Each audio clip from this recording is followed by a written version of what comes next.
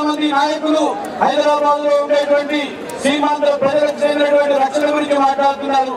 మేము ఒక్కటే సూటిగా అడగదలుచుకున్నాం, నిజంగా మీకు చిత్తశుద్ధి ఉంటే సీమాంధ్రకు చెందినటువంటి గుంటూరు పల్లెవాసులు కావచ్చు, కృష్ణా జిల్లాలు కావచ్చు, రాయలసీమ ప్రజలు కావచ్చు, కేవలం హైదరాబాద్ లోనే లేరు.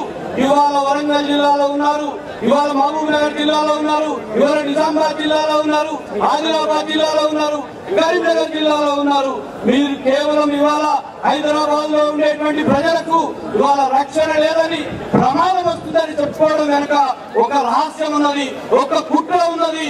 అదేమంటే ఇక్కడ ఉండేటువంటి లక్షలాది ఎకరాల భూముల్ని ఇవాళ సీమాంధ్రకు చెందినటువంటి పిడికడు మంది పెట్టుబడిదారులు, పిడికడు మంది కార్పొరేట్ అధిపతులు, పిడికడు మంది ధనవంతులు, స్వార్థపరులు ఇవాళ లక్షలాది ఎకరాల భూమిని ఆక్రమించుకొని వాటిని రక్షించుకోవడం కోసమే, ఇంకా తెలంగాణ ప్రజల్ని పట్టి పీడించడం కోసమే ఇవాళ హైదరాబాద్ యూటీ అంటున్నారు, తెలంగాణ వద్దని మాట్లాడుతున్నారు అనేటువంటి విషయాన్ని అర్థం చేసుకోవాలా.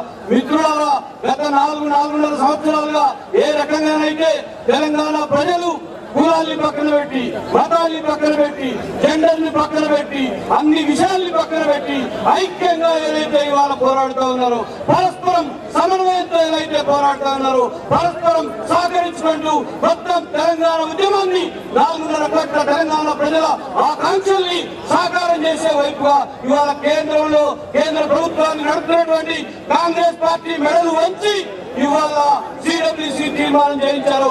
అది ఖచ్చితంగా తెలంగాణ ప్రజల విజయం మాత్రమైనటువంటి విషయాన్ని మర్చిపోతున్నటువంటి చెప్తున్నాడు. మనం